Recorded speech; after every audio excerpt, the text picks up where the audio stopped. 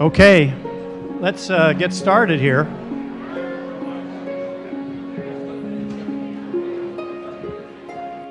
Oh my gosh, there's a camera. You didn't tell me that part. Look, everybody, welcome to the University of Texas Health Science Center campus. Welcome to this beautiful building. This building is called the Academic Learning and Teaching Center, and it is a new paradigm for medical education. You know, back in the day when I went to medical school years ago, by the way, I'm Bill Henrich, and I'm the president of the Health Science Center, and it's my pleasure and my privilege to welcome each of you to our campus. Many of you here for the first time, I know. Back in the day when I was in medical school, which was a while ago, the way that medical students were taught is there was an amphitheater, and the first 2 years of medical school were comprised of about 32 hours a week in lectures where you sat in an amphitheater and somebody in a didactic way lectured to you. No more is that the case, and hence the design of this beautiful room that we're in tonight. It's a little disconcerting because there's always somebody sitting behind you and you don't want to be rude and turn your back on anybody, but the way it works is at each of these tables, if you can imagine the room full of medical students, because there are 220 of them per class, their computers, their laptops are open. There are no more books. They used to carry around these heavy, huge textbooks, and there are no more books. It's all on their computer. And it's also wired into the current literature, so it's not just the old textbooks that they have at their fingertips. They have the latest and current literature that complements the coursework that they're doing. So they sit at these tables, and then there's usually a problem of, this starts with a 45-year-old man is admitted to the emergency room with with a problem of consciousness or something. And then you go through the differential diagnosis of that. And the lesson integrates biology of the cell. It integrates the problems with biochemistry, with pharmacology, anatomy. The imaging is all done, and it's all right there on your computer and on these screens around the room. So it's a very integrated approach to education. And this room was designed, and this building was designed to do that. So I'm glad that you're all getting a chance to see it tonight. The nursing school, the School of Dentistry, the School of Health Professions, and the graduate school all use these integrated approach to education, and you're right in the epicenter of it tonight. So I want to welcome you. This evening's Dementia Friendly Town Hall is meant to bring awareness to the issue of caring for individuals with cognitive dysfunction and to the individuals who care for them. This effort has been led by Carol White, who is on our nursing faculty. She's the Nancy Smith Hurd Chair of Geriatric Nursing in the nursing school and a national leader in this area. Kudos to her for starting this up and organizing everyone tonight. We're also, thank you, Carol. Stand up, Carol. This is Carol White.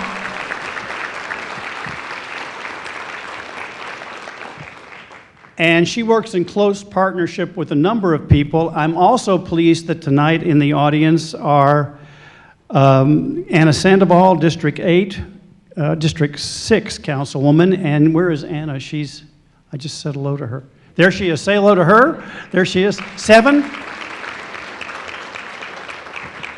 Why did you move? And I'll introduce our distinguished mayor in just a second, so hold your applause for him.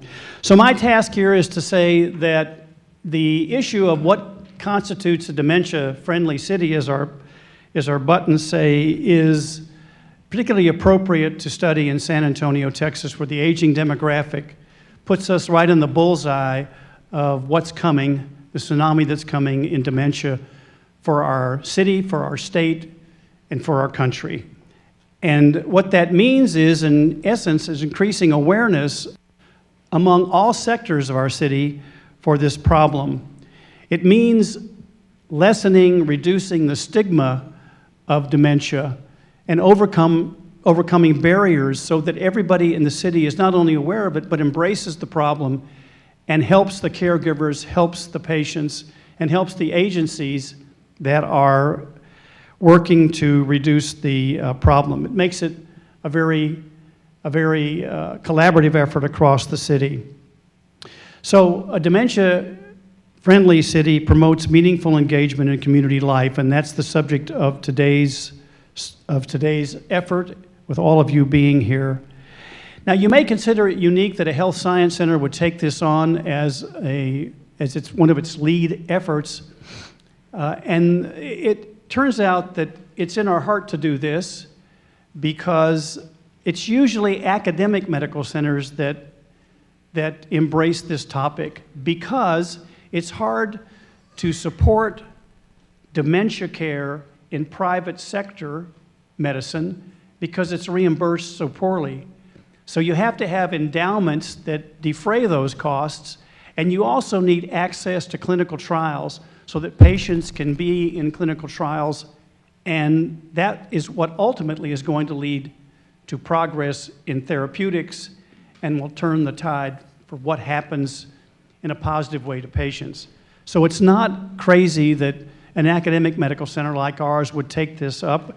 I'm pleased to say that we just started a couple of years ago the Glenn Biggs Center, Alzheimer's Center, which works in close partnership with Carol and her team, and Carol is integral to that center, and that is in collaboration with a number of scientists and caregivers who are dedicated to leading edge research and clinical care in this comprehensive center. So it's not surprising that it would occur here, because if it's going to be done in a city like San Antonio, it's going to be done in a place like ours. We're glad to have a lead role in that. So my other task is a happy one, and that is to introduce our distinguished mayor, a personal friend of mine and my wife Mary's. Ron Nirenberg is a former councilman from District 8, so he knows the Health Science Center because we are in District 8. He's a tireless advocate for education and for science in our city, has led several initiatives in that regard. He is a summa cum laude graduate of Trinity and has a master's degree from the University of Pennsylvania. And he has led our city in very positive ways in a number of initiatives, most recently, I think, in just taking our light from under a bushel and showing to the rest of the country and to the state what a vibrant community this is. He's led initiatives, importantly, in transportation, so we can have an infrastructure that supports the growth, because San Antonio, as you know, is officially the fastest growing city in the United States. So if you would please join me in welcoming our distinguished Mayor, Ron Nirenberg.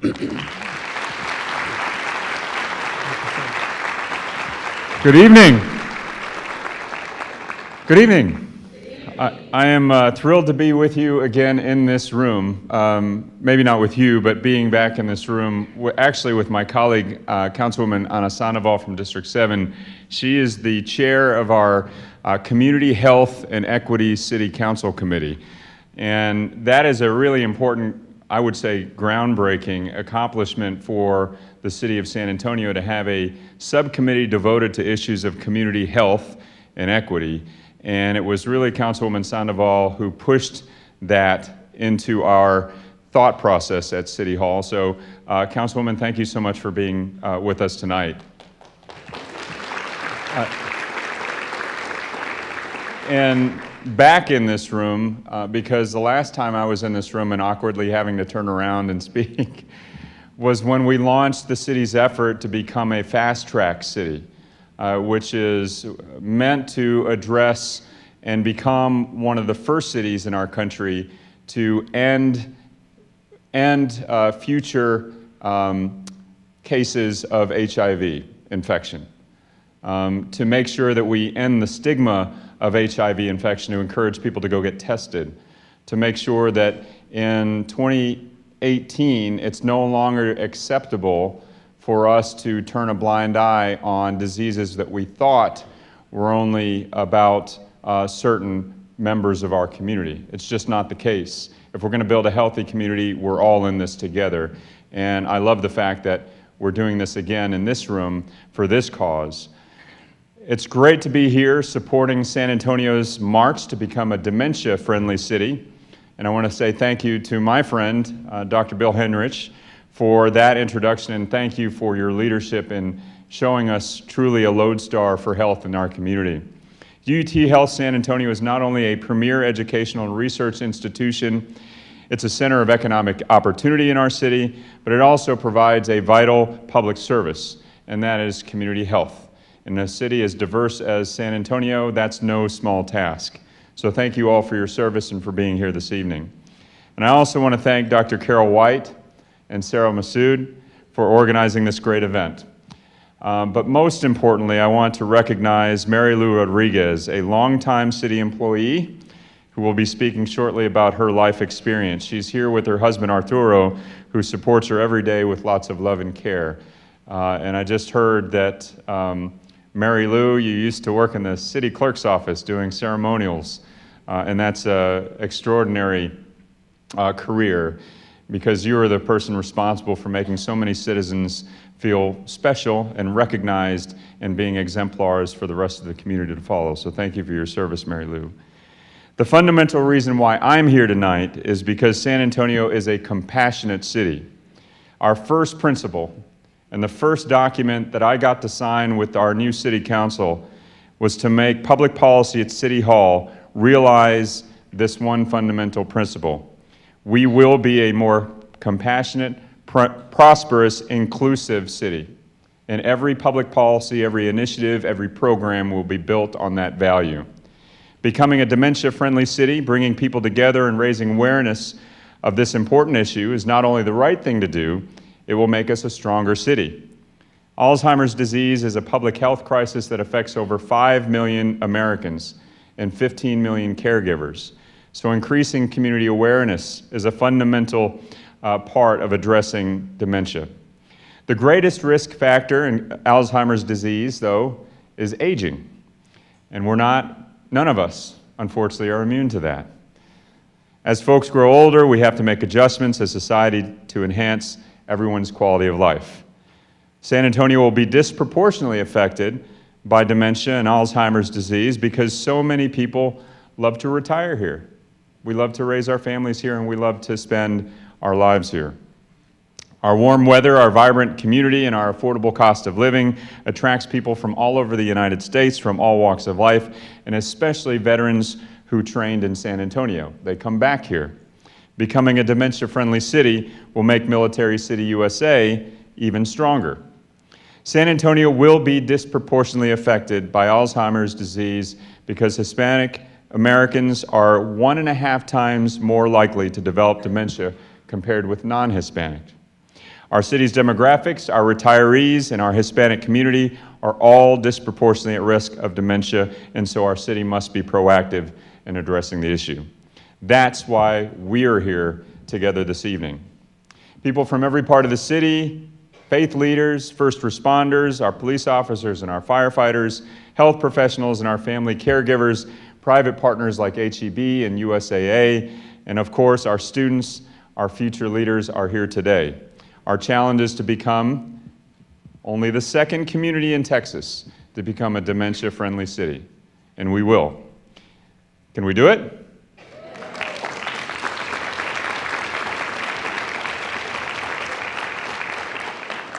The button is the first part. It's the easy part, but it's the sign of commitment.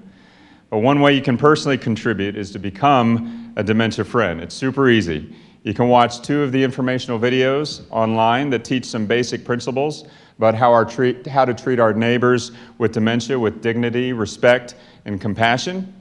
And it should be known to anyone else who you're talking about or talking to about this initiative that anybody, we can all be dementia friends. We can all become a dementia-friendly city together. I believe that we can, I believe that we will, because this city does one thing better than any other city in the country, and that is we work together. We can lead with our compassion, we can lead by being a stronger community, and we can lead with an inclusive vision. So in closing, I want to say again, thank you for allowing me to visit with you, to be part of this first step forward on becoming a dementia-friendly city. We are one team, we're one family here in San Antonio, and we'll be a compassionate city for everyone to enjoy. So thank you. Viva San Antonio. Thank you for all your service. And again, I'm honored to be with you. You have our support in these next steps forward in becoming a dementia-friendly city. Thank you. Thank you very much.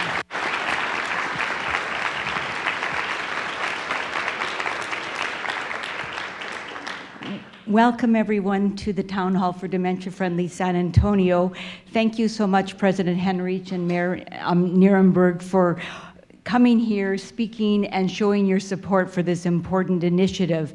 It's not often that I do a talk when I ask the audience how many are affected by dementia, and almost everyone puts up their hand that they have a family member or a friend that they know are confronted with this disease.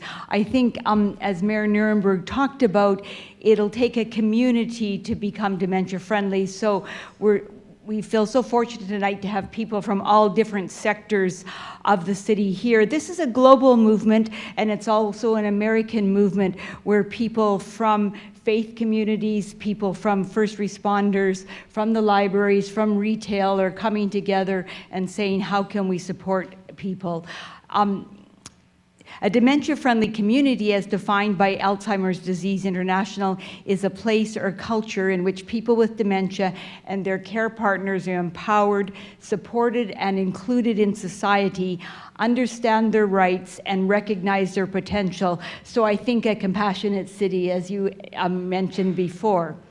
So I thank you for everyone for coming. I think the most important voices that are here tonight are the people who are living with dementia and their family caregivers. It's your voices we want to hear about what do we need to do to support you and support your well-being in this city. Dementia, just to put us all on the same level playing field as we go into the discussion, dementia is a global term that refers to changes in the brain that affect our function. We often think about it as mostly memory, but it can be language or other visual spatial perception, other changes in our function. So you think of it as an umbrella term with many causes. Alzheimer's disease accounts for the largest percentage, between 60 and 70%. Well, not everyone that has Alzheimer's disease everyone with Alzheimer's disease has dementia. Not everyone with dementia has Alzheimer's disease. There are other causes of dementia, including dementia with Lewy bodies, vascular dementia, and frontotemporal dementia. So as we go into the discussion tonight, we'll talk about dementia as the global term, but I wanted that we all had an introduction to dementia before we went into the discussion. Mayor Nierenberg previously mentioned Mary Lou Rodriguez, our next speaker. I would like to introduce her to you. She may look familiar to a number of you already because she's already working at making San Antonio a dementia-friendly city. She's been on a number of newscasts. She's been doing interviews. They're not easy to do, so we're really grateful for your willingness to talk about dementia and help break the stigma, break the isolation that's associated with this, and help to produce a dementia-friendly city. So I'm going to turn it over to you. Thank you so much, Mary Lou.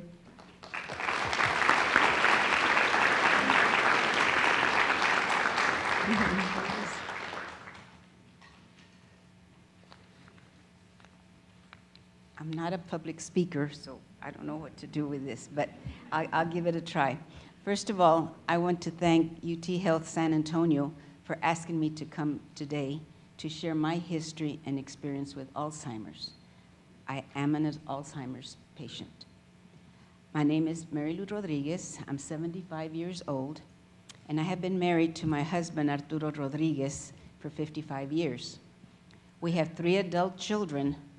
All of them are here with me tonight supporting me. And I have 4 grandchildren. Yes,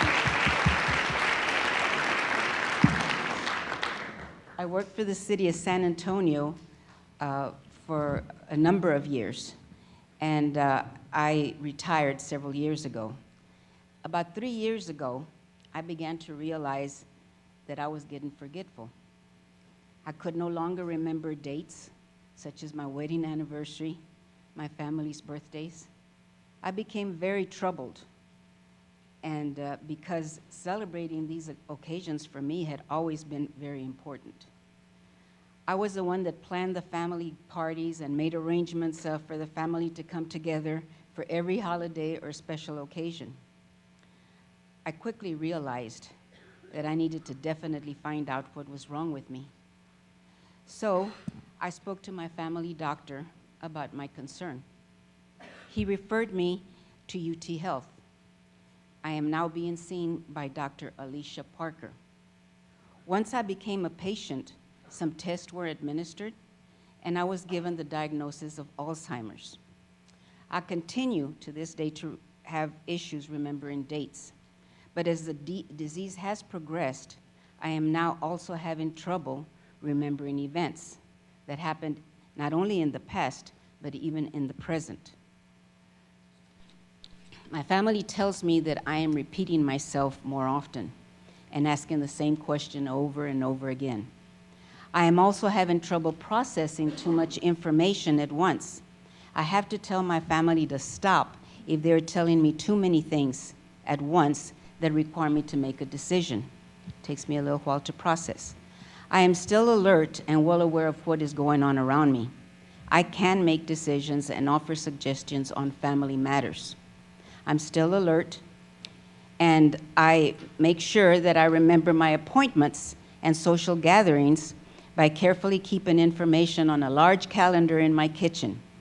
I look at the calendar before I go to bed at night, and I look at it again first thing in the morning, so I know what I'm going to do that day. I have always loved being alone, but here lately I have noticed that I really don't want to go out like I used to. But with my family's encouragement and support, I am still socializing and go to activities that require me to continue meeting and speaking to people other than my family. I believe that this helps me to stay engaged. When I heard that UT San Antonio was working with other agencies to make San Antonio a dementia-friendly city, I was very excited. And when I was asked to speak about my personal experience with Alzheimer's, I quickly accepted. I wanted to come to this town hall meeting to share my story, because I personally believe that this effort is of great importance to every citizen in our beautiful city. It will help create awareness and provide information about dementia, what it is, and how it affects individuals and their families. It would also help to let people know how to best interact with a person that has dementia, and how to offer much needed support to the person living with this dreadful disease, as well as their caregivers. On a personal note, I want to thank each and every one of you from the bottom of my heart, I mean this sincerely, for all your efforts, whether you take care of patients, teach about dementia, or work on finding for a cure. It is truly very difficult for me to be living with this horrible disease. It is slowly stealing me of my memories and all that I was. As my disease progresses, I want my family and I to continue to be an active part of this community. But that can only happen with your help in making San Antonio a dementia-friendly city. On behalf of myself, my family, and all individuals with dementia, may God bless each and every one of you for all your efforts. Thank you.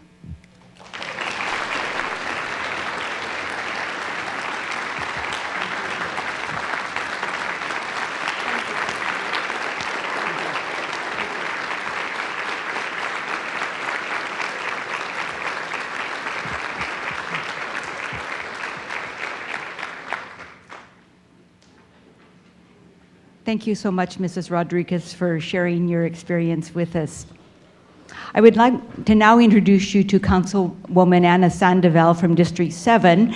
We spoke to her very early on when we were planning this event, and I think it was your support and enthusiasm for what we were doing that kept us going and working on bringing this night together. So thank you for that.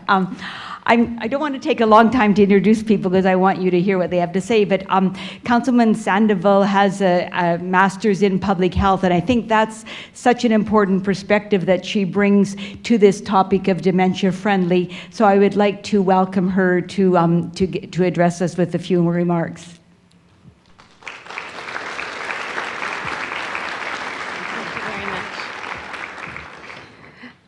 Ms. Rodriguez, thank you very much for your story and for sharing that with us. Like you said, if you weren't used to speaking in public in the clerk's office, this must be something new for you, but it was very enjoyable and helpful for all of us to hear that. So thank you for doing that, and I really commend your family for being here with you. I want to congratulate the Health Science Center and your department for putting this on, for taking this initiative, and thank you very much for inviting me to speak. It really is an honor to be here. When I walked into the room and as I was sitting at that table, I noticed the range of ages that are here and the fact that we have a lot of men and a lot of women in the room, and we have all the colors are represented here. And I'm glad to see that because I imagine that building the dementia-friendly city, fulfilling the vision that this room has collectively together, is going to take awareness and is going to take acceptance by people of all ages and people of all colors, and both men and women. Many of us who have chosen to take on, to serve in an elected official capacity often do so, or we say that we do so, because we want to improve the quality of life for our community. And that's absolutely true in my case, in the case of all of my colleagues that I've met. But once you say you want to improve quality of life, you realize that that's kind of all-encompassing, right? Everything affects your quality of life. And being a dementia-friendly city will be all-encompassing. It will affect all the aspects of quality of life. So tonight I'm going to talk about one piece of those, one of those all-encompassing considerations, and that's the caregiver. I have a good friend. Her name is Roxana, a very dear friend of mine, and I consider Roxana a saint on earth, because she is one of 2 children, but she's that one child who makes sure that her mother has everything she needs.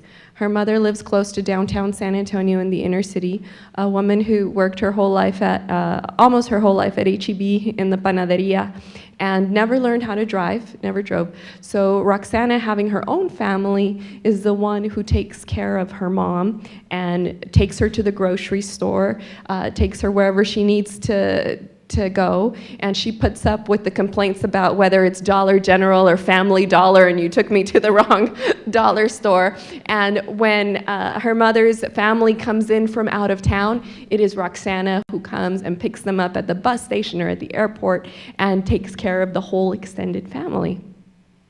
So I thought Roxana was a saint until I learned more about her mother. I still think Roxana is a saint, but I think the real saint here is her mom. So Roxana's parents were divorced when she was a young child. She was about 10 years old, and her dad moved away, remarried, created a new family, and would come back to visit.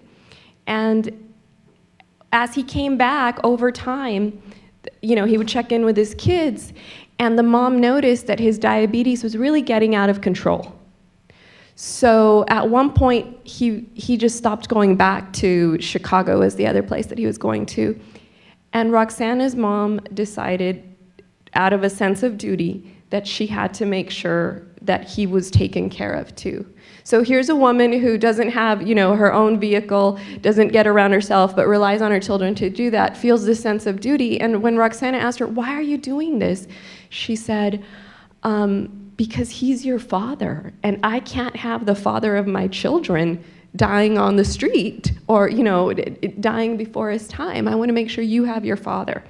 So she takes him in to her guest bedroom, They had separate bedrooms. They're still divorced, right?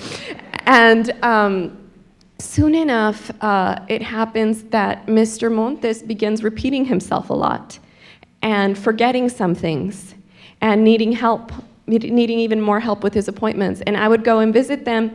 And there was one night when he told me several times about the time he met John Wayne. And he just went on about it several times. And pretty soon, you know, he was diagnosed with dementia.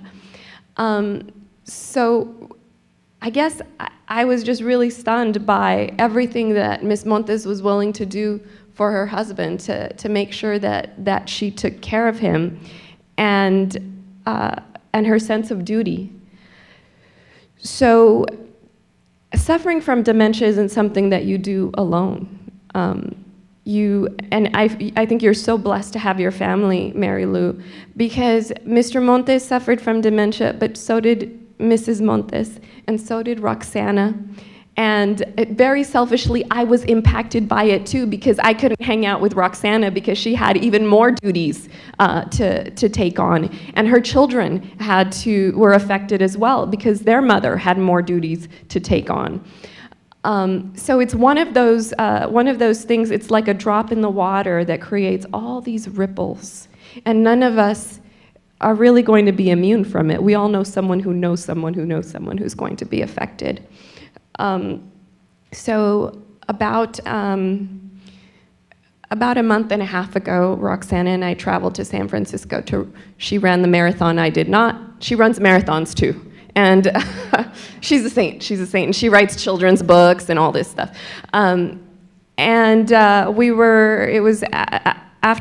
She was resting after the marathon. We were there with some friends. We were getting ready to enjoy the town finally in San Francisco. And then she had a call from her family.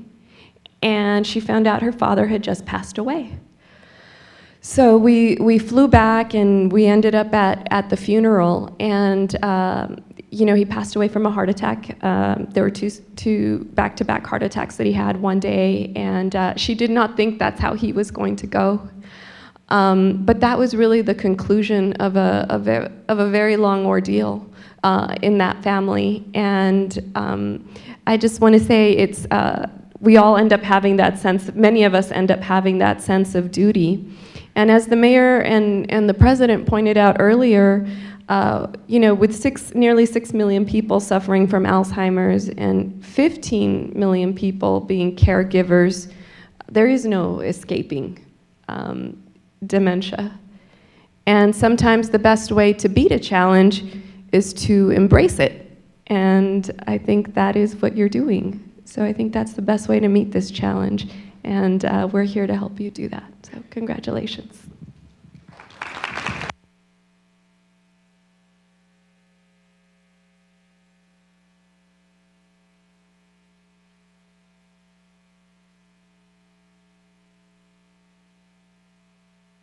Sandoval. I think that provides a nice leadway into a family caregiver that has agreed to speak tonight.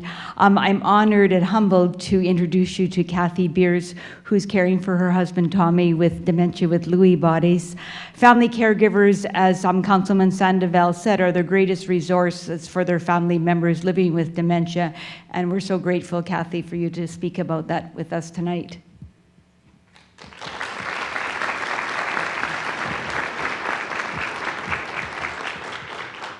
I'm honored to be here, and I look out and I see how many people are here and how important it is that we all show up for these types of things to learn as much as we can. I asked Carol to allow me to introduce myself and to kind of explain why I'm here. I told her also I'd get choked up, so. That's my husband, Tommy. He's had a procedure done for his, he had some dermatology stuff done. And he's the reason that I'm the caregiver. I take care of Tommy. And I never saw myself in that role, and I didn't know what that role would be when here I am today. I was in healthcare. I was in sales and marketing for my whole career with 2 different companies. We lived in the hill country, and what I first noticed is that our bills weren't being paid. And I had always done my thing, and he did his thing, and that was pay the bills, and the bills weren't getting paid. And I was upset about that, naturally. I was out working every day, and, you know, the stacks were getting higher, and I couldn't understand that. And so we went to, you know, I'm in healthcare, so I chose a neurologist right away rather than go through the family practice and go up the, and we did real well with him until he moved out of town. He told us that Tommy has Alzheimer's and what to expect, and he did a battery of tests, and he was very thorough.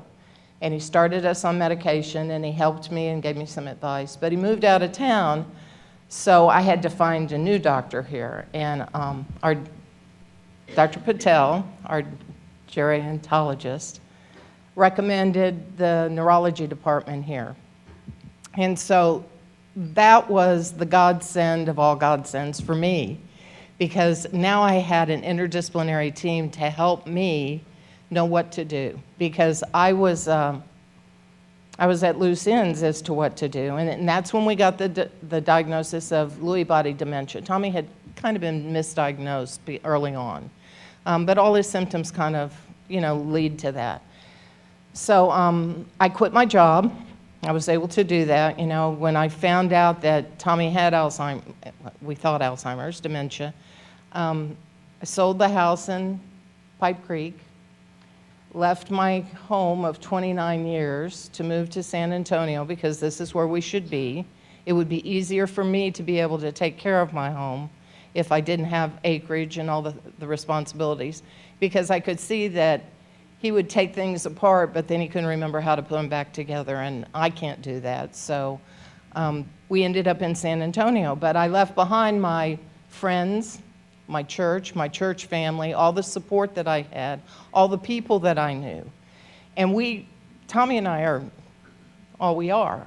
We never had children, and we're at the age where we don't have but one sibling between us. We don't have parents. So we really didn't have a support group. So here at UT, part of the program is interdisciplinary, and they offered a counselor, they offered me a social worker that could help me. And I didn't think that I would take advantage of that, but I did one day, back in February, I think. A friend of ours had passed away, and it made me very, very sad. And I didn't know what I was going to do when that happened in our own life. And that I didn't know how I was going to face that. And so that's when I started going to the counselor, and I asked her to tell me what I needed to do. Well, that's not how counseling works, I found out. It's very, very sad. They don't tell you what to do. They help you figure out what you need to do. And she's, I think the world of her. She's done a great job in helping me have, you know, make better decisions on my own that work for us. So one of the things that she suggested, because we have no friends, and you know, at my age, it's hard to make new friends when you're not working anymore. You've moved to a new complex where you don't know anybody. You don't know the people at church. You're still kind of finding your way that way. You don't have any family. So where do you go to make friends at a certain age? You know, those are the likely places that you would go. And so she suggested to me some of the support groups and to go and to learn more about the disease process. And she said, you know, Kathy, you're going to meet people that are in the same boat that you're in, and you're going to be able to talk to them. And you know, in the very short time I've been doing this, I feel like I've made some wonderful friends in a very short time, because we already have common ground, and they know where I'm coming from when I say this, that, or the other about what's been going on. They can help me. And here I am talking to you guys and working to help make a dementia-friendly city. Well, one of the things they continued to tell me is you have to really be careful about social isolation. That's the worst thing. Caregivers need to take care of themselves, and they need to not be socially isolated. And I heard that over and over and over. But the question that I had is, where do you go? Where do you go? How do you not be socially isolated if you don't know anybody and you don't know where to go, and you know you're not working anymore? What do you do? Where do you? I didn't want to be socially isolated because it's terrible. You know, you just get depressed and you get sad, and It's terrible. And so I recognized in myself that if I didn't get out every day, I don't care if it was just to take a drive, and that's proven to be so wonderful. We drive around San Antonio. I grew up here. I was born here. I was born down at the Nix Hospital. San Antonio's changed a lot as it's grown, and so we drive around and we remember what it used to be. That's a really great activity. It's not interacting with other people, but it's great. So every day we have an activity, and going to the grocery store is becoming a little bit more difficult. So we're glad that stores like H-E-B, who are such a good partner in San Antonio, are helping us with special training for people within their stores. We're very glad that the banks are going to be looking out for us if any of us go in there and it doesn't look quite right. We're very happy that transportation and libraries and public spaces are becoming more educated on what dementia is, so they don't fear us when we come in, and that they're kind to us and they treat us with the compassion that UT is showing us in these support groups and in the training that we're receiving, and in the love and kindness that all the people that are touched by dementia are showing us, because we couldn't do it as a caregiver if we didn't have this support. It's been wonderful. And although dementia is terrible, and it's taking us little by little away, and every day I think, is this the last day that Tommy will be here? You know, is he going to go away and just not come back one day? But I have a support group, and look at all these new faces and new friends that I have, and people that care and that will go out after they leave here, and they'll get all their friends to become dementia friendly, and they'll tell them that it's nothing to be afraid of, and it's not good, but it's not the worst thing that could happen to you in the world, because you do still have someone here with you, and you have the honor of taking care of them in a way that you won't ever even imagine that you can do. I'm doing things for my husband I never dreamed that I would as a wife, and I'm so lucky to be able to do that. Every day's a gift that we can do that. And so when I was asked to talk today, I was asked what it's like to be a caregiver.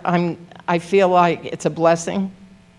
It's a blessing in disguise, but it's still a blessing.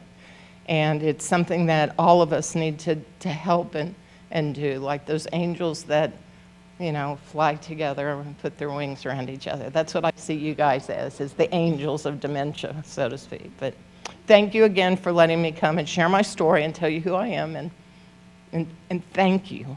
Thank you so much.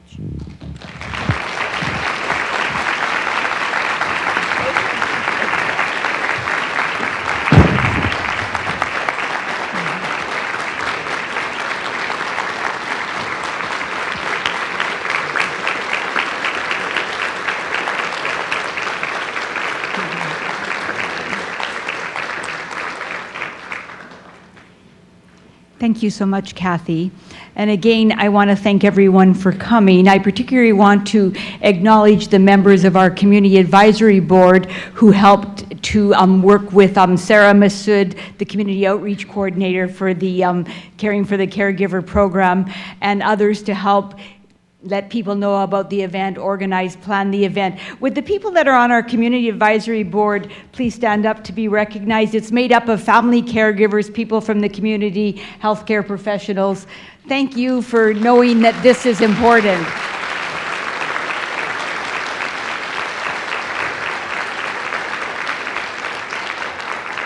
When we first started meeting, we talked about some ideas of what we could do, and when we talked about thinking about how could we make San Antonio dementia friendly, that was an idea that caught on with everyone, and we moved forward with that. I also want to thank the trio from Churchill High School that played tonight, and then also to acknowledge our wonderful partners at the Biggs Institute, the Area Agency on Aging, WellMed Charitable Foundations, and the Alzheimer's Association. And with that, I would like to introduce to you Meg Barron, Regional Lead Texas and the Executive Director of the Alzheimer's Association. There you are.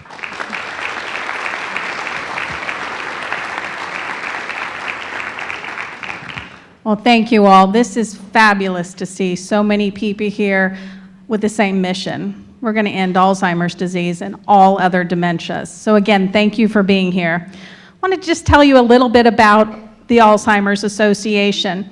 The Alzheimer's Association was founded by a man named Jerome Stone. You can probably relate to his story. His wife developed Alzheimer's disease, and he started looking around for some help, some guidance, and he found nothing. This is the 1970s. He found people that haven't even heard of dementia or Alzheimer's disease, and he was lost. So he took it upon himself to found the Alzheimer's Association in 1980, and he founded it in his hometown of Chicago. But in 1989, we opened an office here in San Antonio by a group of determined volunteers that had a similar story as Jerome. One thing that Jerome wanted to make sure that the Alzheimer's Association did was build awareness and educate the public, because we have to end Alzheimer's, the stigma. If we don't end the stigma, we're not going to find a cure for Alzheimer's disease and all other dementias. This is why events like tonight, as well as other events that have happened, the precursors to tonight. In 2014, we had community conversations where we brought together 40 leaders from our community, a number of them I see here tonight, to talk about how San Antonio can become a dementia-friendly city. And this is what needed to happen tonight, was that we needed to start bringing more people in. We needed to open it up to the public, and we needed an organization like UT Health who could open that door. So Carol White, you should be very proud of the work you've done here tonight. Well done.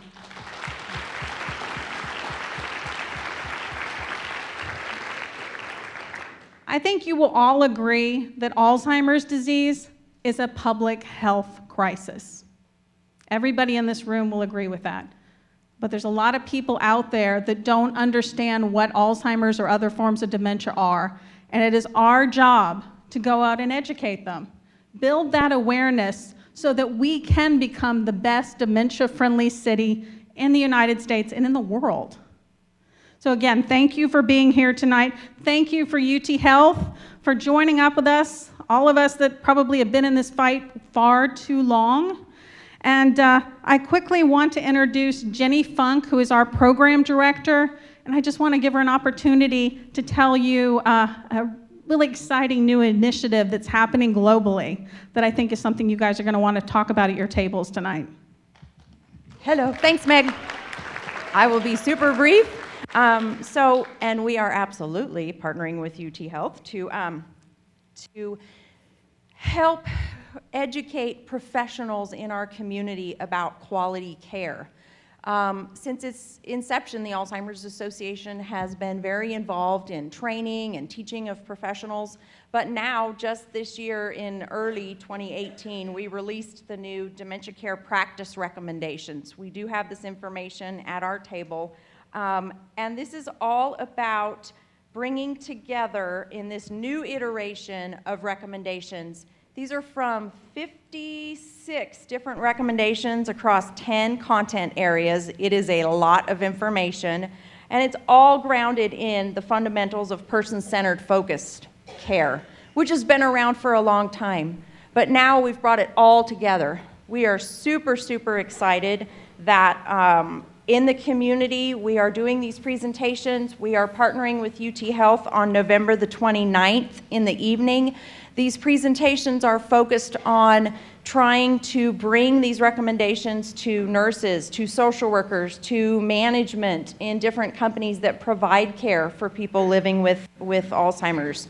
We want to share these recommendations and how they can be implemented through different care practices, and then send you back out to hopefully implement as many of these recommendations as possible. So just wanted to share that we are super excited and very thankful to you, Dr. White, and to all of your staff and everyone on being able to share these new, very comprehensive recommendations for our community. So thank you.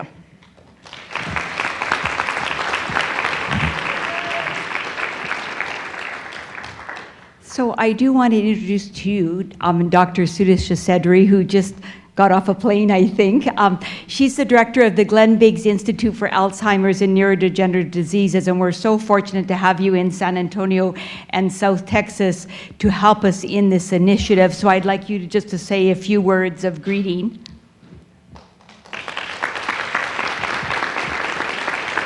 Thank you. Thank you, Dr. White, and to all of you for being here today.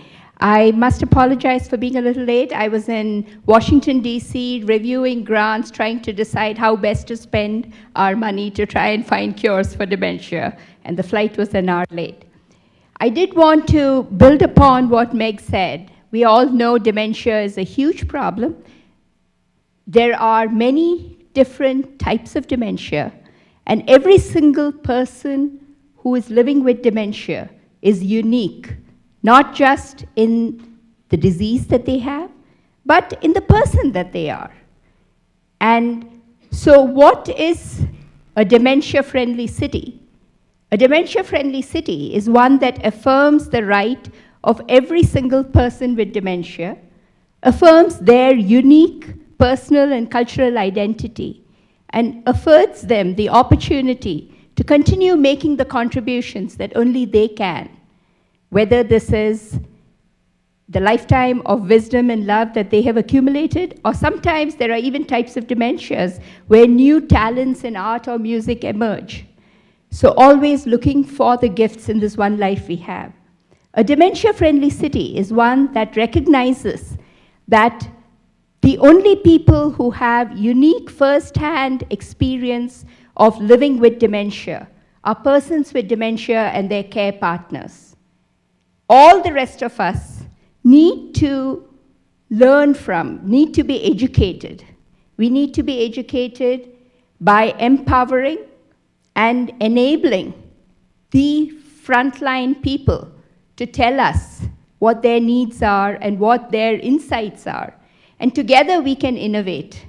And together we can then create legislation and policy and funding to make the spaces in our nation, every city, friendly, allowing people to live, exercise their simple rights, to walk in the park, go to the library, go shopping, which just because you have dementia, you should not lose that right any more than you do if you're physically challenged or differentially abled. But this does require effort, and a dementia-friendly city is also one that takes care, therefore, to be informed and accessible. Accessible so that art is available to people and their caregivers. And we have a colleague here who's working with some of you to try and make that happen, where businesses are accessible because people are aware, and if somebody looks confused at the ATM, they go out and help them. Where there is a large core of volunteers who can provide care and respite care, where there are transportation options that are safe, where there are 911 mechanisms so that if somebody who has memory problems calls, you can identify where they are.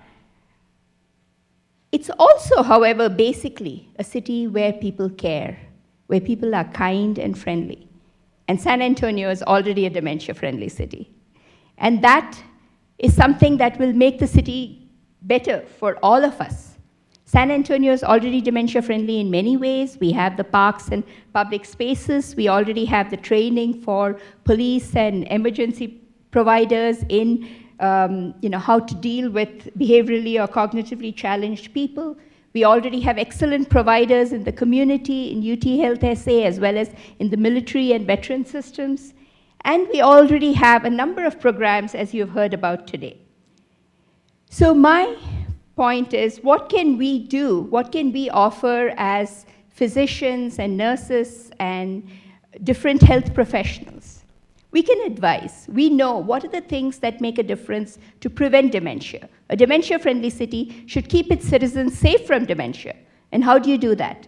You have the spaces where people can safely exercise. You have the primary health care that everybody, regardless of their socioeconomic status, can get basic health care for things like hypertension and diabetes and hearing loss that we know increase the risk of dementia. We have opportunities for social and cognitive engagement through growing old as well as through the earlier stages of dementia. And since prevention of dementia begins early in life by building up brain reserve, we have a dementia-friendly city takes care of all its citizens to make sure that there are opportunities for early and continuing education. What can the big center do? I'd like to begin by just asking everybody who considers themselves affiliated with the bigs to stand up. These are some of the staff, the wonderful researchers and care providers. Thank you.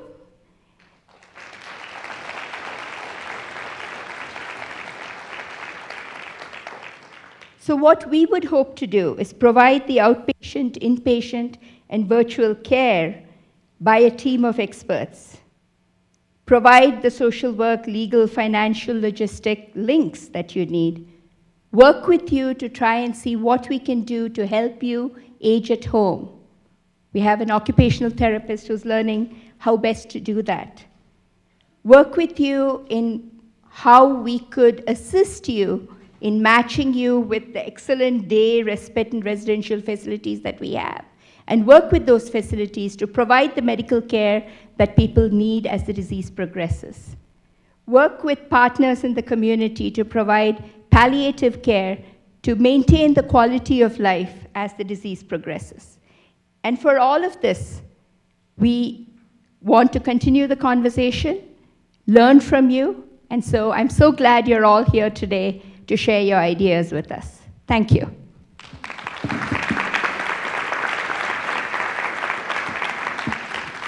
Thank you very much, Dr. Shasedri.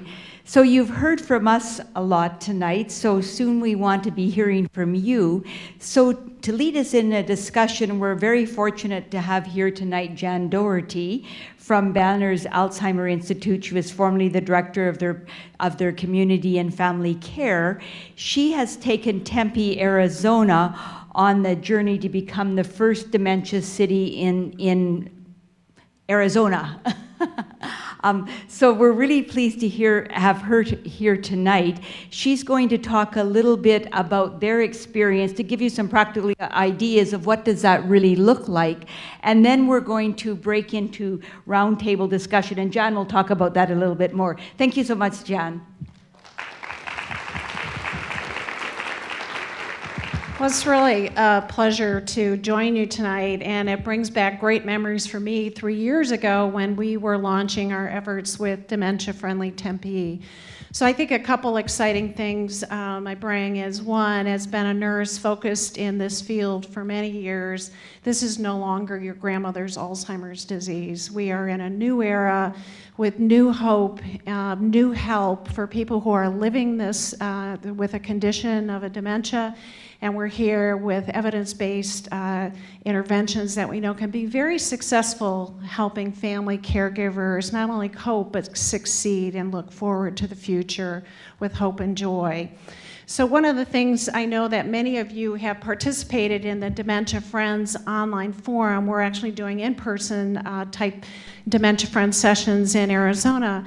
But a couple of things for me that particularly resonate with this whole idea of dementia friendly is, one, that it is possible to have a good quality of life, right? It's not over.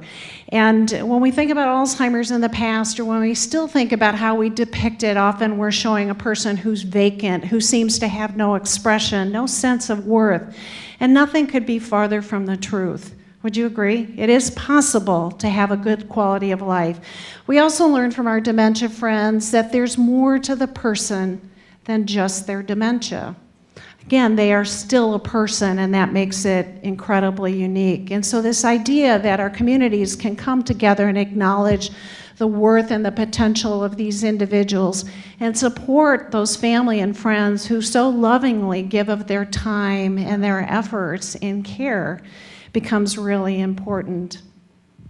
And so, like here is happening in San Antonio, I was so delighted that your mayor was here In fact, our first effort was because our mayor's mother is living with Alzheimer's disease. His dad, who was our mayor for 3 terms, and our U.S. congressman, his wife developed symptoms of Alzheimer's disease, actually while he was serving in Washington, D.C. And as he became educated and realized how important it was for him to get educated, supported, find a new group of friends, which often this disease requires, that they were in a position as a family to use their platform to change how we could think about people living in our community, removing stigma and social isolation that we know is all too common. And so as an organization at Banner Alzheimer's Institute, we're much like the big center, a center of excellence for the diagnosis, treatment, and care of people who are affected. We joined as what was called the champion, kind of the know-how of how to deliver good dementia care, but looking at how could we bring a clinical model, right, that exists in a medical center actually into a city where people live, where people work. How could we translate this in a way that it was accessible so that you didn't have to schlep into Phoenix, which is much like San Antonio, lots of sprawl, and for many of our older adults, very threatening to get onto the freeways to make their way into the center of the city. And so like you, we began our efforts with a community summit. And as we'll proceed here, just like we did, we listened to you. We had discussion, really engaging, and particularly listening to the voice of people who are living with dementia, who are part of this forum, and their care partners who really instruct us. Now, we left from our first community forum incredibly excited. We had a large crowd like you, but feeling a bit overwhelmed and felt like it was pretty daunting. And by the way, when we talk about Tempe, it's a suburb of Phoenix, much smaller than San Antonio. And so in some ways we thought, well, this is much easier, and yet it was daunting. And so some of the things I want you to think about as you go into your group discussions is to think about, yes, there's Dementia Friendly San Antonio as we look at the entire city, but the reality is we work, we live, we play, and we pray in communities, right? So I am a Tempean, which is why I was interested in Dementia Friendly Tempe. As a nurse dedicated in this field, I wanted to serve my community. But at the micro level, that means my neighborhood and influencing my neighborhood. It also means that I'm part of a church community that has a large growing number of older adults that perhaps are not showing up anymore for a variety of reasons. And are we reaching them? Do we understand how it is we minister to their particular needs? I'm a part of a community where we serve scouts and where we are part of book clubs, right? So when we think about our community, we each play a role within our community, which makes us touch probably to someone who is living with a dementia and creates tremendous opportunities. And so as we began our venture, we started creating memory cafes that meet weekly, and I know that's starting here in San Antonio, and we've seen more launched. The idea that people who are living with dementia and partners can come together for socialization, creating new friendships, which we've seen, right, to avoid that social isolation, not only for the family, but for people who are also living with this condition, right, to be in a group of peers that often understand what this condition looks like. We've now affected about 400 community members in the course of time, and we've got folks driving in some 30 miles to our memory cafe, and we often joke we don't card you at the door, we don't see if you're a Tempe resident, and that meets actually at our community library. We've launched all kinds of training. Most recently, we worked with our fire department who said, you know, we think we need to do a better job as we approach the 911 calls that we go out for people living with dementia. And so they've all become dementia friends through extended training and have participated in the virtual dementia tour that I know you're doing here at UT San Antonio. We've written a strategic plan. So this is really important for me, and I wish the mayor was still here, but I think my mayor's going to call your mayor to talk about this. Because I'm telling you, it's really important that this become part of the city's fabric of how they operate. And so the strategic plan in Tempe now is part of human services, meaning that when grant money runs out, right, and we're running on a shoestring budget because it's largely volunteer effort that's being done, we know within our city that they're committed, right? Because the next mayor's mom probably won't have Alzheimer's, right? And might not be interested. And again, I'm sure you have multiple community partnerships here, that you're from multiple agencies who work serving with individuals who are affected and family caregivers. And so it's kind of all hands on deck. I think the reason our Dementia Friendly Tempe has been so successful because we're all working together. And I hear that in San Antonio, so you've got that positive nature and a sense of inclusion and a belief that quality of life is important for all. So I like to think about Dementia Friendly as really an expansion of the Americans with Disabilities Act. Can you remember when we didn't have cutouts on sidewalks? When we weren't marking escalators with yellow marks to know where they began and they end? Think about no ramps, right? If you go to Europe, you realize how lucky we are. So I think that this is really an extension of the Americans with Disabilities Act as we think about, now how are we going to accommodate a group of citizens who are going to begin to have cognitive difficulties, and how is it we're going to help them succeed and find their way? So no two communities are alike, but already I'm so impressed with the experience and the expertise that exists within the university and the city and the commitment, so I know that you'll be successful. So now comes the important part of this evening, and that is, and I think our tables are pretty full, so if you're not at a full table, I'm going to ask you maybe to join in with another table. Each of you have a unique questions. We have 3 different questions that we're going to explore this evening, and you have a table chair. So I want you each to read, you have the same question, and respond and think about the question as it relates to how can you make a difference with Dementia Friendly San Antonio, and then we'll come back and learn from your experiences. So we'll spend about 15 to 20 minutes in this activity.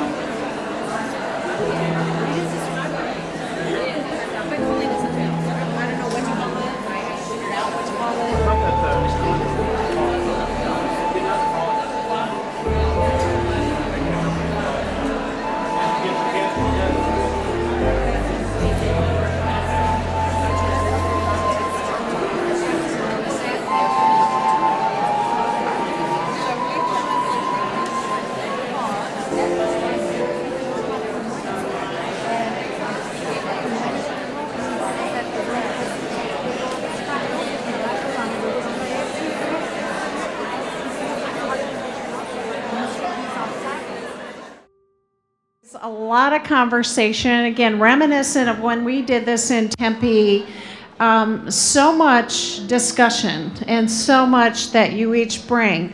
So I'm going to start back over in this corner and make my way over, and I'm going to group it by those who had blue questions, green questions, and then yellow questions, just so I think we'll see a theme. And I'm going to ask that whoever the chair was, or maybe an appointee if the chair doesn't want to speak. So we're going to start here with our blue. And those who had a blue question, the question was, imagine you or someone you care about has Alzheimer's disease or another dementia. What might be some of your concerns or fears about going out in the community, and how could these be addressed at a community level? So we're going to hear from... Hi, my name is... Should I stand up? Go ahead. Oh, my name is Susan Bloomhorst, and I help take care of lots of elderly people. And one of the things that has been a challenge for us is being able to take people out in the community, but when you have dementia, a lot of times they get paranoid or they like to run away.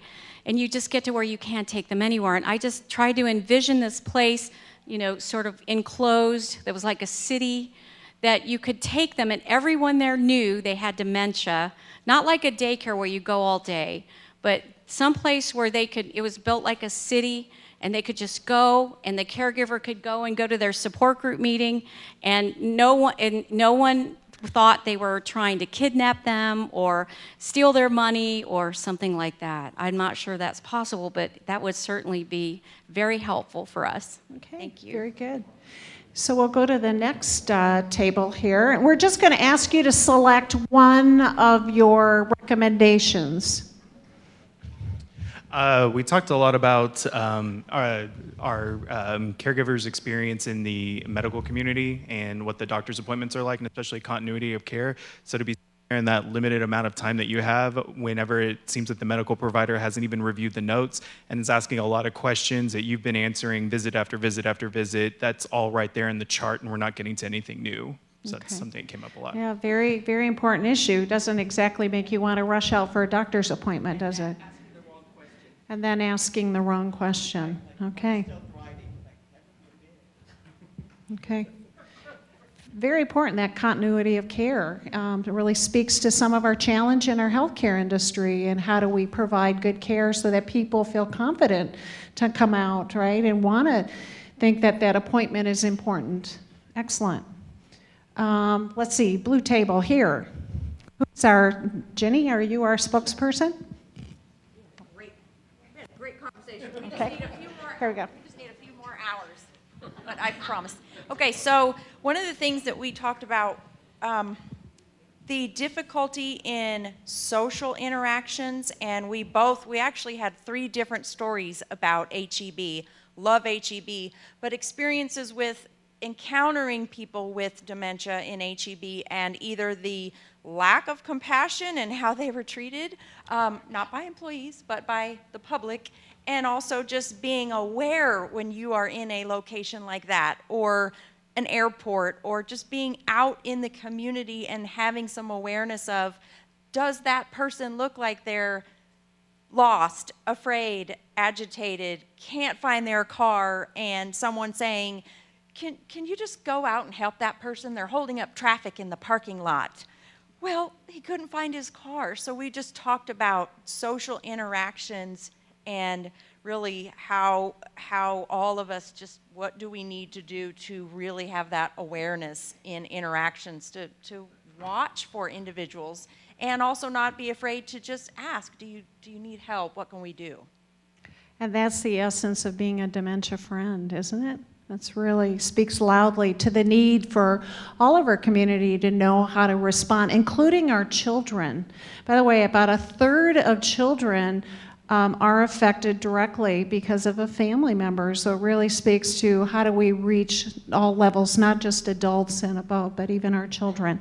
Our next table, could you stand? And we're going to ask our presenters to stand for the camera. You may not get me to stop talking, but that's okay. Okay, yes I will. I got my noose here. Thanks, Jenny. So we talked, of course, about some of that, but we had a couple of stories about stigma. That's probably one of the most difficult pieces about taking someone out. I know we had someone say, how do you tell the waiter Dad's an alcoholic, and while she's parking the car, he orders a beer. And so the fact that you can't talk to people without embarrassing the person, so it's Alzheimer's is now the 21st century term for cancer. We used to whisper that, and now we whisper Alzheimer's. So with programs like this, hopefully, a Dementia Friendly San Antonio, that was our solution, was that we've got to get folks educated so that it's not embarrassing anymore to talk about. Right. Excellent. Yeah, raising awareness, stigma, so our restaurants know how to better manage these situations when we're trying to limit, minimize alcohol in individuals we don't want to have those beverages. Yes. Thank you. We had a great conversations. I think one of the ones that really came out, and I hadn't thought about it before, is we had the pleasure of having the Sheriff's Department here. People that are caregivers going out, getting into an accident may not be a fatality or may be gone for 3 days or something. Who knows about their loved one at home who has dementia, and how do we go about doing that? And some really creative solutions coming up about how to identify those people that are incapacitated for a few days or maybe meet a fatality, but yet are caring. Nobody cares for that as well. The other thing that I found interesting, another point, was the public utility system. If you're financially taking care of your parents as well, you haven't done the power of attorney, you can't speak for your parents, and the utility companies, massive amounts of paperwork as well. Excellent. So yeah, public safety, and how do we make sure legally we have the authority to speak on behalf of those who are vulnerable. Excellent. Let's see, another blue table here. Michael. Hello, everyone. It's a pleasure to be here. I'm Michael. I'm with A Place for Mom. I'm a community relations advisor. And something really interesting that we were talking about in our table was the memory cafes. That was something that we found to be very, very exciting, actually. Several here were excited about that. And we were just discussing kind of what the encouragement was, talking about the memory cafes, of us being proactive and starting different meetups for this kind of thing here in San Antonio. We talked about different connections that we have in our own, businesses and services and things like that, with local restaurant owners who are here from San Antonio that would be open to host these events at their restaurants or their facilities. So we found that to be very exciting, and something that I believe a lot of people in this room with family members and obviously caregivers and their loved ones would love to get involved in. So that was wonderful. Really awesome talk. Right, over in this. It takes a village, right? And it starts with one person. Only one person can start building a village, right? And finding another, and then another, and another. So restaurant owners, it looks like you're going to be hosting some memory cafes. That would be amazing. So here at our table, we spent some time speaking with Estella, whose mom is progressing through her diagnosis. And one of the things that she touched on and explained to us that has been a challenge for her family is when her mom goes out, when her mom is talking to people, when she is speaking to children, and just that fear of not only what are they thinking, but are they concerned? What are they thinking with her mom? And so as we started discussing more here at this table is, what can we do to help show people? I mean, it's not obvious. So what can we do to show that maybe there's something different? And so is it wearing a bracelet? What can it be? We came up with a couple of different things. So training, which I think that we're working towards that already, but some training for, say, those restaurants. And so maybe there's a sign that's outside and says this is a dementia friendly restaurant. Or at HEB, instead of the person wearing, say, a purple shirt or a bracelet that designates them, maybe the person at HEB, the cashier, has a purple shirt on or a bracelet and shows that they have been through training and that they are dementia friendly cashier to speak to. So it'll make the family feel more comfortable. And there is a program being run actually out of Massachusetts called Purple Table. And when you go in and there's a purple tablecloth, they've actually trained restaurant employees and restaurateurs how to be sensitive to the needs of people with cognitive differences. So that includes people with stroke and autism. And so again, it's a movement that also is taking place. I didn't want to forget before we moved on. Yes. Okay, so we also had such a great discussion. I feel like we could have had hours more of discussion. That's a wonderful thing. We talked a lot about the needs of the caregivers, and these are, caregivers that are already immersed in their relationship with this disease, and they still need so much more. They need so much more education, so much more information. And one of the things that was shared was, so many people are in a workplace, whatever workplace that might be, or in a faith-based community. How would we provide education, health fairs, that type of thing, that's already in the workplace, so that they're there already that day. We're providing it to those that are already touched by this disease, but we're also providing it to their peers. So it increases the awareness and the understanding, and then provides access to more education and information as well. Excellent, excellent. Let's see, I think that's our blue table. So a lot of different things, from how to remove stigma to continuity of care to providing welcoming places or recognizing employees who will be much more sensitive to the needs and communication to how do we let people in our community know, I'm not a scary person, I just need some extra time, right? So lots of still awareness that we need to do, and the great news is there's lots of tools out there to help us get there. Okay, so we're going to move on now to our green tables, and the question was, how can Dementia Friendly San Antonio address the needs of people living with dementia and their family caregivers, and what strategies can ensure that those who have less access to health care, no insurance, lower income, or even ethnic differences are included in these efforts?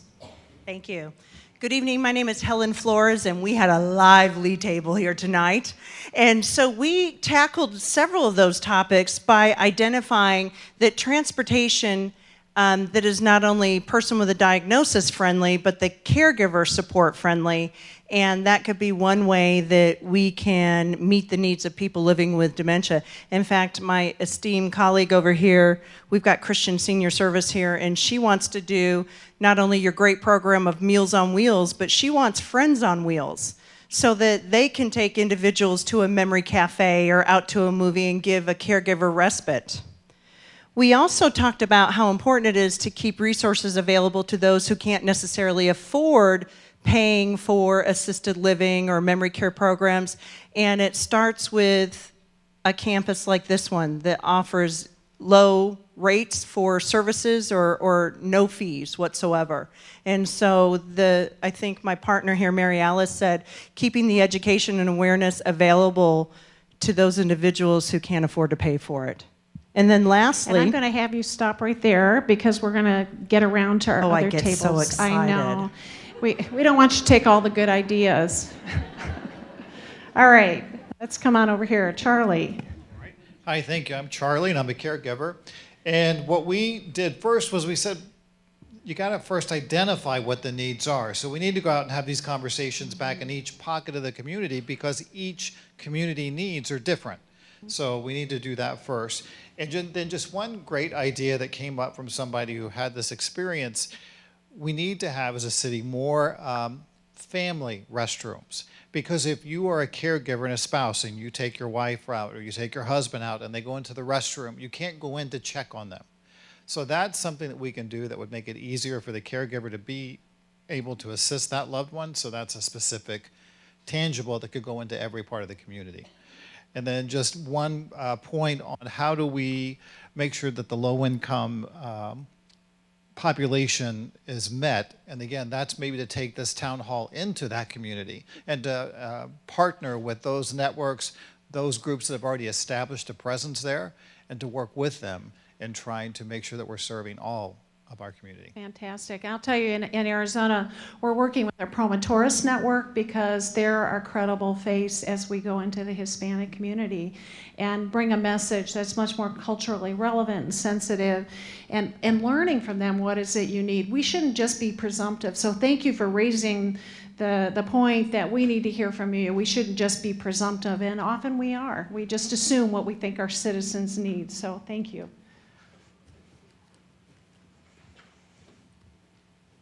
Okay, I'm Debbie James, and we really agree with all these people in here. Yes, we do. And we came up with a lot of good things. One of the things for sure is it's all about awareness. We need to get the word out. We talked about different ways, different attitudes about where can we go in the community. We could go to doctors' offices, we could go to schools, we could go to churches, and we went on and on. And so where is it that we can reach everybody? Maybe it's about PTAs, schools, where little children are, where big children are, et cetera, et cetera. So we don't want to miss anybody. We want to make sure cultural diversity, we want to make sure we've got everybody, no matter what language it is, et cetera, et cetera. So, and we're going to go back to something that we were brought up to believe by our leader here, and that is it takes a village. And we all agree that every single person in here, we walked away doing one thing. We said, awareness raising. That's what we're all about. So every person in this room, we challenge you to walk away and do one thing. We don't know what it's going to be. One thing to raise awareness. Excellent.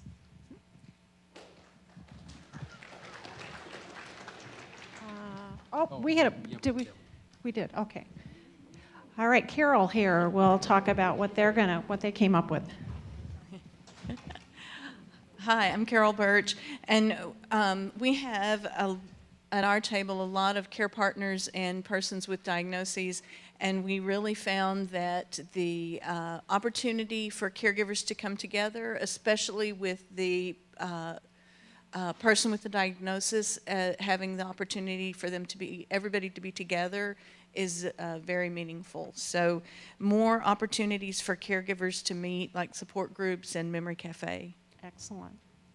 You know, we were created to be with others, and we know that social isolation or social connection is one of the keys to prevention of Alzheimer's disease. How about this table here? I'm Neela Patel, and we had a lot of good discussions and points here, many that the other tables have shared, but two important. One was like the medical community itself is really not educated and aware of how to manage persons and caregivers with dementia. So having some program to get that imbibed as we are making San Antonio dementia friendly. And then a 1-800 dementia number for help for persons and family members to call.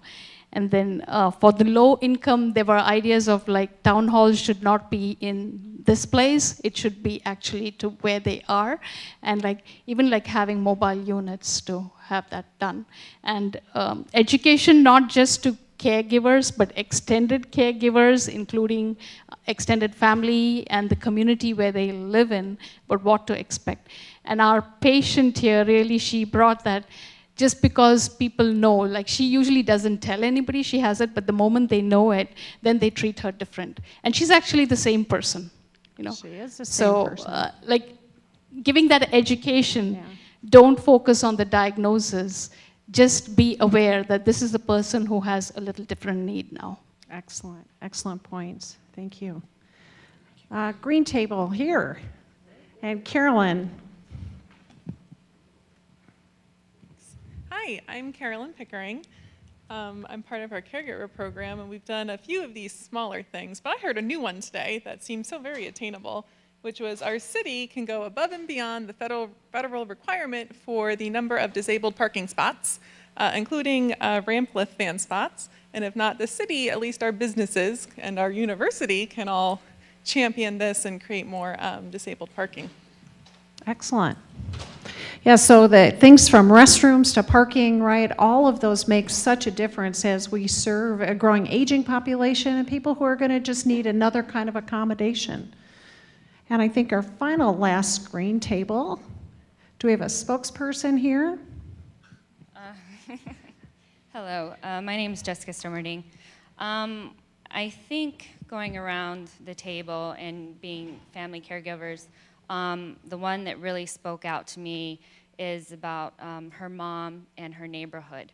You know, about we have different ages and children, and I think it's nice that if we are teaching and educating our kids, our neighbors, that they can help out as well. I mean, that community, right? So how about be a community that's dementia friendly? And I know, like, I use an app, Nextdoor app. It's like your community. And I see, you know, like a disabled vet, he needs help. So why can't we help people with dementia? Excellent. So using our, app platforms to kind of seek help from many times, one of the biggest things we work with many of the caregivers I serve is learning to ask for and accept help. Because often we push it away. And so that is an art because, boy, we're independent and I can do it myself from the time we're 3, but it doesn't serve us so well, right? And so that is really a skill for us all to learn, isn't it? To learn to accept that help that's being offered. Okay, we're moving into our final, and that is our final question that was explored is how can Dementia Friendly San Antonio help to raise awareness and build support of family caregivers. Now we're going to talk exclusively about families and how can we address the needs of these families and other family members at a community level. So why don't we start here and move forward.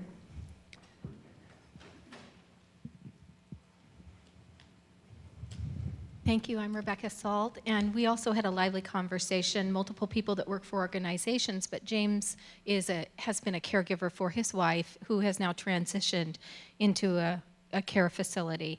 And what stood out to me when our group was talking is this is a new norm. And James was talking about grocery shopping and buying too much food. And even though he's socially supported, he mentioned that his wife transitioned during the holiday. And I was really touched by that, to think that we can't forget that our community members have a different norm or a new norm during the holidays, and it might be a very, very lonely time for them.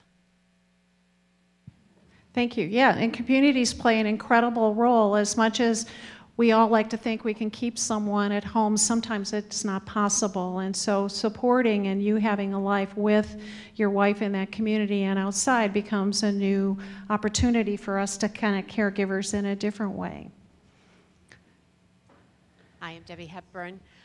We discussed how the awareness needs to really start in the doctor's office, better training with that, and training for our caregivers, that those of us who do hire folks to help us in the home aren't trained. They're trained to answer questions or to get up and get someone a drink of water or something like that, but not to entertain or to help or to deflect anger or those kinds of things. Mm-hmm. I think a lot of it has to be the training of all of our medical personnel.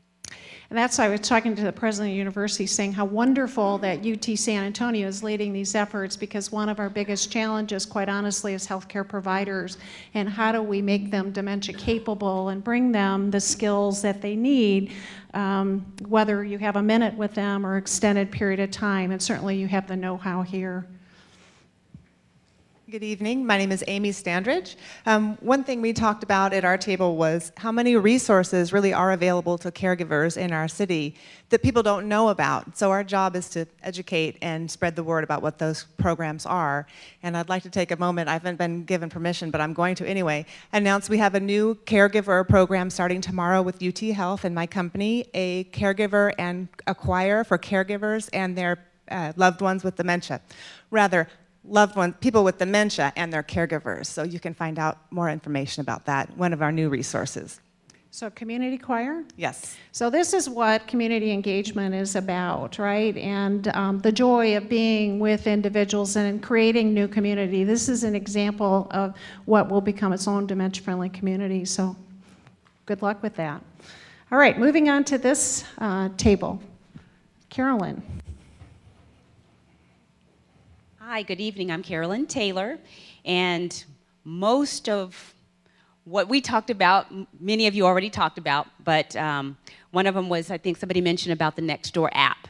And I thought that was a really good idea. We all talked about that a little bit, but something that I didn't hear mentioned was working with Stephen Ministries. I don't know if anybody is familiar with Stephen Ministries, but it's become quite popular. I actually have a client that is a Stephen minister, and getting Alzheimer's and dementia information about classes and forums like what we're doing right now is, I think, very important for these individuals who actually go into the homes of individuals who cannot come out, like dementia and Alzheimer's patients and their caregivers. And I wanted to talk about that because that Stephen Ministries is really good about giving support to the caregivers.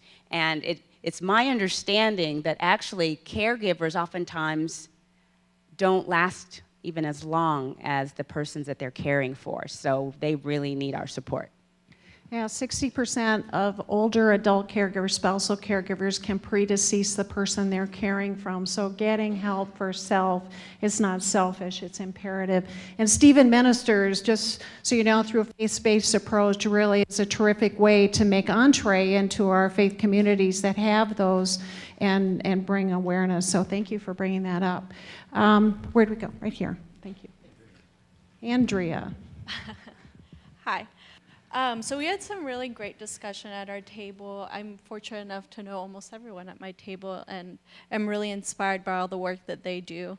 So we really touched on diminishing the stigma associated with dementia, particularly reaching out to younger communities and getting them engaged. As you said, I think 1/3 of children are impacted by somebody with dementia, so really engaging them and reaching the younger population to get them involved and to kind of create this sense that dementia is okay and aging is okay, and not have so much fear associated with the disease and with aging in general.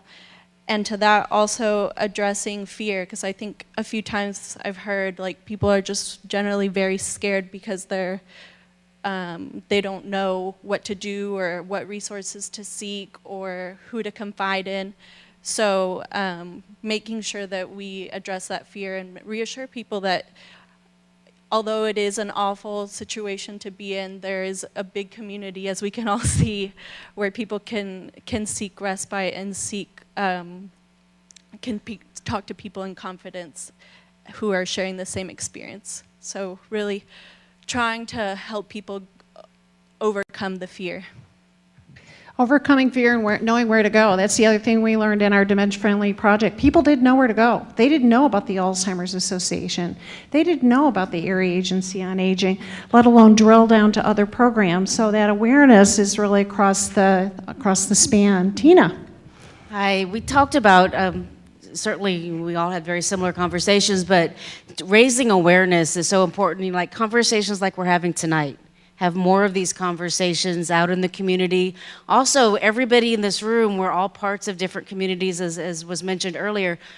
We need to be responsible for going out and talking about this. Share these websites with our neighbors, our church groups, our friends, and network, and not keep this to ourselves. We need to open up that line of communication. And as far as supporting caregivers, again, the resources, being aware of the resources. It's one thing to hand a caregiver a whole stack of materials, but having that conversation, having people available to have that conversation with them and help them navigate, help them decipher and discern all of the information that is out there.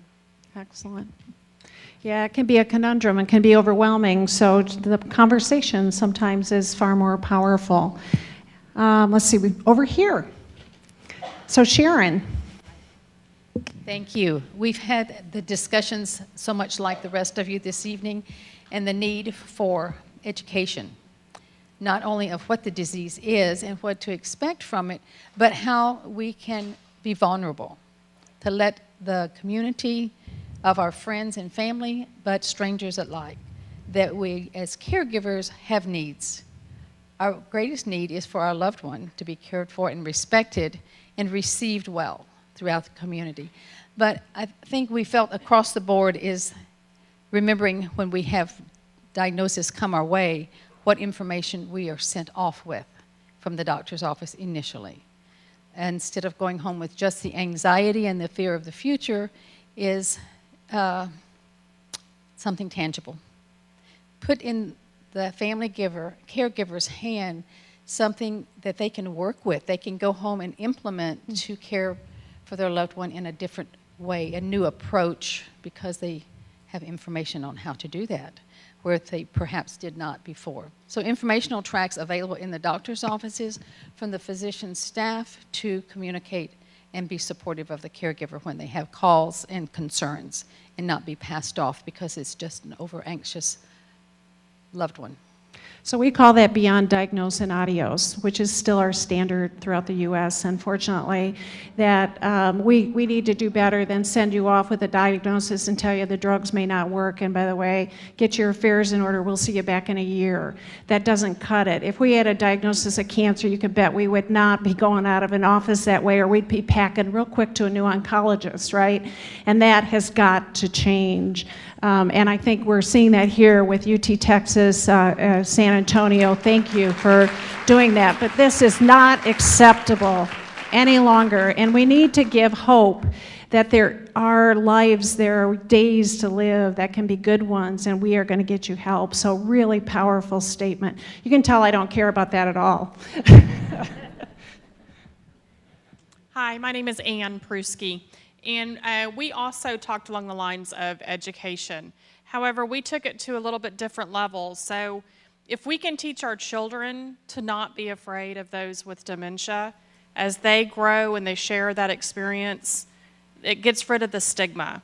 And so we even talked about having it implemented into our educational system to start teaching children how to interact. Could be their parents, their grandparents, aunts and uncles, but how important that impact would be. And I will tell you, in the United Kingdom, they're doing that. Their curricula, so if you go online, we've got teachers here, you go look, you take it to your public instruction division and talk to them about how it can be incorporated in from, kindergarten right through the 12th grade. So I think you're right. Because they're our future, and they're our future workforce and the future caregivers, and we need them. So excellent. Over here. And this is Bridget. Hi, I'm Bridget Piernick-Yoder, and our table also really spent time talking about the need for education and information at the time of diagnosis, as well as at different stages of the condition. But one of the specific suggestions that came up in our discussion was perhaps the importance of partnering with the Spanish language media in our community, and how they could be a terrific partner in helping disseminate information and education, and just really helping reach the broad community. So that was a specific idea that came up in our conversation. Yeah, partnerships are crucial, especially when we're going to work with diverse communities, yeah. And finally, Jill. Hello. An almost good night, right? Okay, so we all have been touched by dementia at our table. It's been a great conversation, met some great people.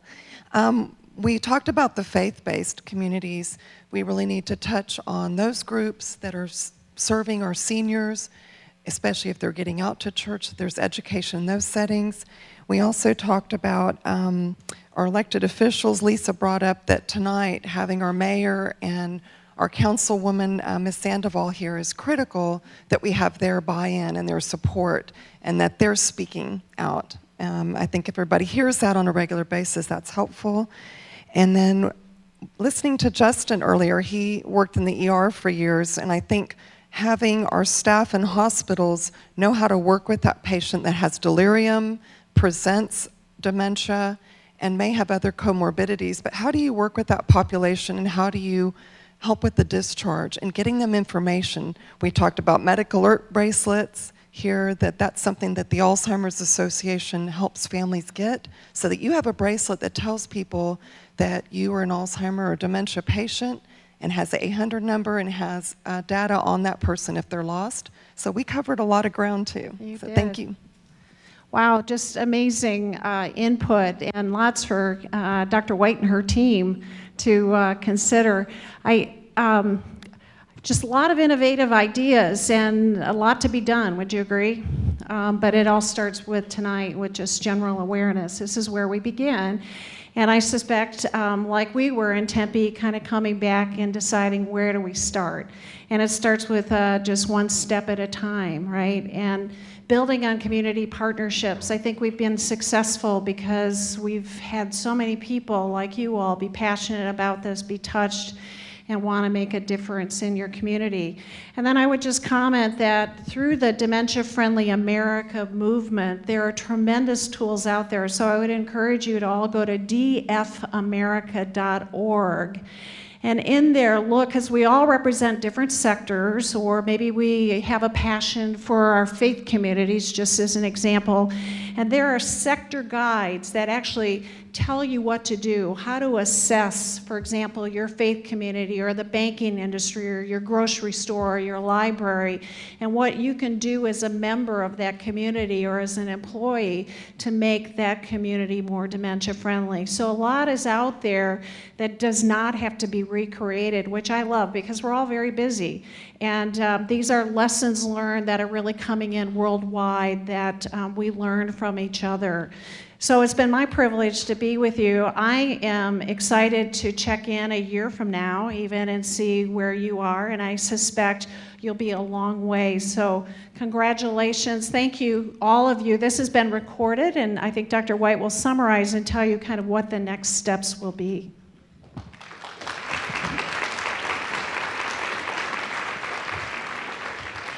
Before I just give a little closing, I see that Mrs. Biggs is here, and she has done so much in our city to support dementia, and her presence here for Dementia Friendly San Antonio is amazing. Would you say a few words if I bring the mic to you?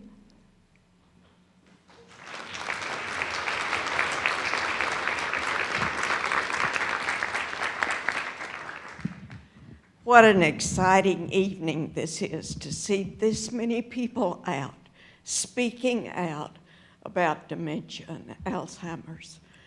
This is the beginning, and I just know that we're going to move forward and make great strides to make our city dementia friendly, and through Dr. Shishadri and all of her staff, we're going to make inroads into finding some answers to this dreadful disease. Thank you all for being here.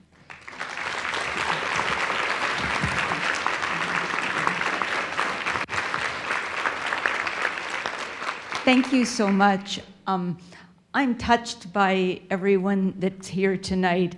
I'm touched by the enthusiasm, the motivation to move forward with this. So I think tonight is a call to action. I think we have our work cut out for us, Biggs Institute and Caring for the Caregiver team, and partners that are here with us to move forward. As you all have packets, what we would like you to do is go home, and there may be things as you reflect and think about the evening and think about, oh, I wish I would have said that. That's really important. We want to hear from all of you. So there's just a little page that talks about maybe some other thoughts as you think about this that can help us as we move forward. And then there's a stamped envelope that you can just stick that in and send it back. And then we've recorded this so we can move forward on your great suggestions. As well, we'll have all the sheets for your ideas. And then also you see sitting on your table the tribute or the mission magazine of UT Health. And I think it's really interesting that in September it was World Alzheimer Day. The Mission magazine has come out with an article talking about dementia, and then we're having Dementia Friendly San Antonio. So thank you from the bottom of my heart. Thank you for all the speakers. Thank you for everyone who came and shared your ideas and your thoughts and your compassion and interest in helping us with this. Have a good evening, and we'll see you at a town hall in your area coming soon to you. Thank you. Good night.